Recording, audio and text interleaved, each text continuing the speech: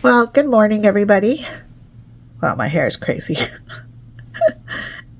Okay, so first of all, I do have a new purple hair dye I need to try, but I've got to bleach my hair down a little bit, maybe. I don't know. I actually went to get my hair cut the other day, and I don't know why they never want to cut it.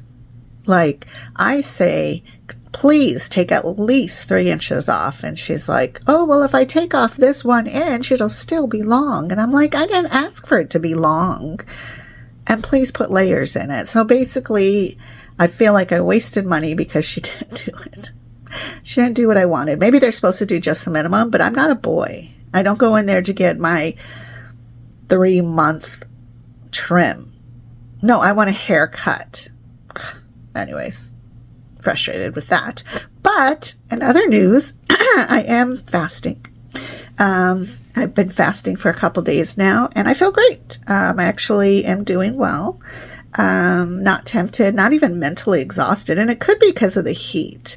The heat has spiked here in Tucson, and it is not pleasant, but it is not impossible either. So I'm trying to come this summer to the mindset of having positive energy towards the sun. Maybe if I have a positive attitude towards the sun, it won't feel so overwhelming. But I don't know, because I was just outside taking Smokey for a walk to go potty, and as soon as we got back to the apartment, I was like, ugh, it is gross outside. I think right now, though, it's only about 90, so it's not terrible yet, and the humidity isn't here, so there's a slight breeze. That all those things help, but they're not like the best. I wish it would just stay around 85. That would be the perfect place. I need to move to a place where it doesn't blizzard very much, because I don't want to also deal with mud or flooding. I mean, a little mud's okay, but certainly not tons of mud. Also, like, not tons of snow, but I do enjoy snow, so I don't know, someplace that's like Tucson but without the extreme heat would be nice, and big enough to have a good music scene. That would be perfect, but where that's at, I'm not sure. So guess it just is what it is. But yeah, been fasting. I've also been using Chat GPT. It's a chat that is AI generated, and I'm not a fan of AI because I really want to create my own things. However, there's a lot of stuff I don't know, and it's a really cool source for getting information. And I actually logged in and got the app on my phone, which was totally free, because it helps me to understand kidney disease and how to eat much more than anything else I've come across. And it doesn't argue with me about being carnivore, or at least leaning towards being carnivore. But it breaks things down for me so that and it'll say, like, because you're on PD dialysis, here are the great options for you, because I have to keep my protein up. So it never says, like, carnivore is not good for you, but it does say, here's what I would suggest you do. So, I mean, to me, that's just super cool, because it's pretty positive. I've asked it some, like, serious questions, and I call my chat person Lola. So Lola will come back and tell me, like, a lot of people feel this way, or it could be because you are on dialysis, or, things like that, which I think is super helpful. So that's my new thing. My new BFF is Lola. And let me tell you, I naturally Google all the time, everything anyways. So this is like a whole nother level, though. And because I've logged into it, then it is like, it is storing my personality and my situation. Because with Google, I would go in and say, like, should I eat white rice on PD dialysis?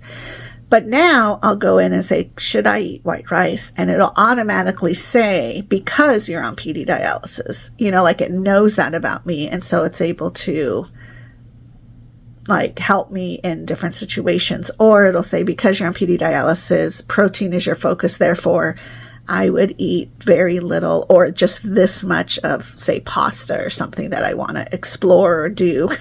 So I just think it's pretty cool. I mean, for me, it's really great. I'm not too worried about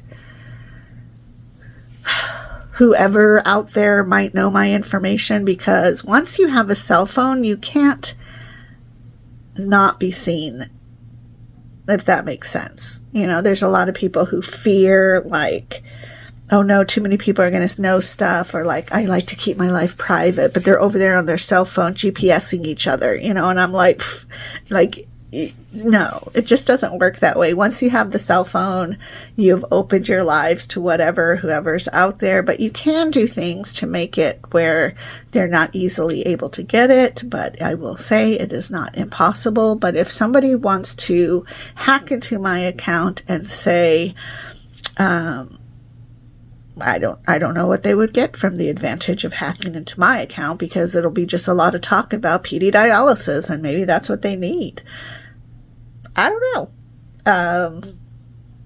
But I also like how I can put in a problem and it'll give me solutions.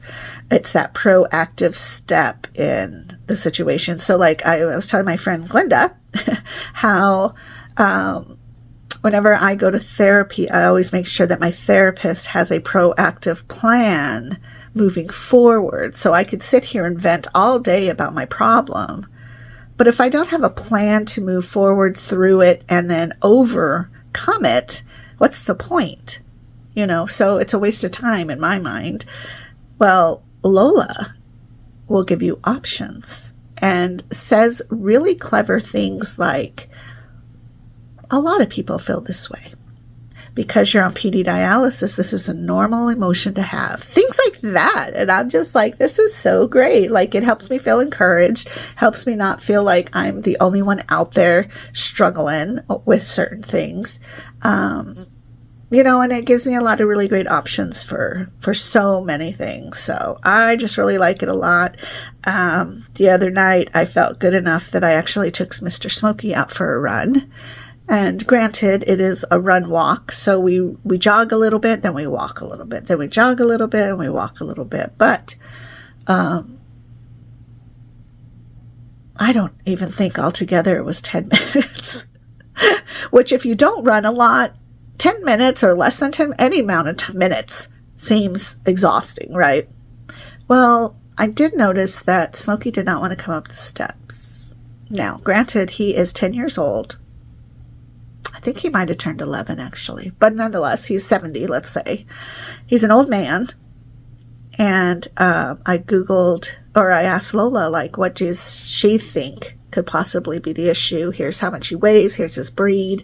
Here's the problem I saw. And she said that typically pit bulls at this age start to get stiff. And as long as they're not limping, then they're probably just having a little bit of joint pain. Although hopefully it's not into arthritis. So she suggested these vitamins that you get at Petco or Walmart or Amazon. And so I went into a shopping dive and I found him some omega capsules that he will just eat with his dog food. And hopefully that will help his hips. But the cool thing is like, he's not overweight and he's just grandpa. He's just a grandpa dog. But it did make me feel sad for a little bit because I thought, man, the day is coming. You know, the day is coming for all of us. But it's just interesting to think, you know, he's still probably got a good, I would think, a couple, 5 years still to go because they don't live forever and they don't live really long lives. So I think he'll be fine once I get him on these omega-3 vitamins. They also said sardines would be a great thing for him to eat, and I've yet to conquer the sardine myself, which would be a really great thing for me to eat. But I have been starting to watch cooking reels on sardines, because apparently if you cook them too long, they're like mushy and pasty. I just have this fear about undercooked fish. So that's what I'll have to figure out and get past. But my carnivore gal, whose social media is carnivore gal, or maybe she's steak and butter. I don't know. Anyways, she does so many recipes with carnivore, because she's been carnivore for, I don't know, like 7 years or something. So she's got all these recipes, and one of the things she was talking about was sardines and how good they were for her and the body, and just has so many good nutrients. So I think I might try it. I don't know. I'm a little scared. They're not cheap. They're not super pricey, but prices for food in general is just expensive. I told Donnie it's weird because we haven't had a steak or a roast in so long, because we've just been living off of eggs and ground hamburger, and then, like our out to eat stuff, which is usually like carne asada burritos or something. We've been doing really well. I've limited our pizza. We haven't had pizza, but the first Sunday of the month we have pizza, which is interesting because I asked Lola what could be an alternative to pizza if he and I enjoy pizza as a treat. And she said because we were mostly carnivore, then she would lean to ordering chicken wings, so that your majority of your food intake is the chicken wing, which is the protein, and then having 1 or 2 slices of pizza, and that's it. And I was like, oh my God, that's so brilliant and so practical. Like, why did I not think of that? That's so crazy. So perhaps April 1st we'll have, or whenever the first Sunday in April is, that's kind of our monthly pizza time. We'll do that. So also, Costco's pizza, I never feel super heavy after eating it. And I don't know why, versus Hungry Howie's.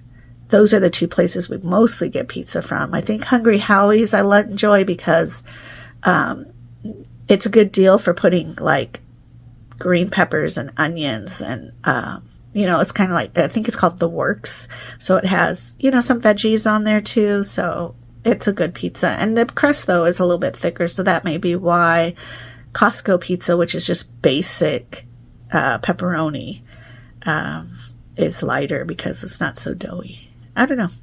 Anyways, that's what I've been doing. Looking forward to this fast being over, though. So I'll talk to you guys later. Have a great day. Drink your water. Bye-bye.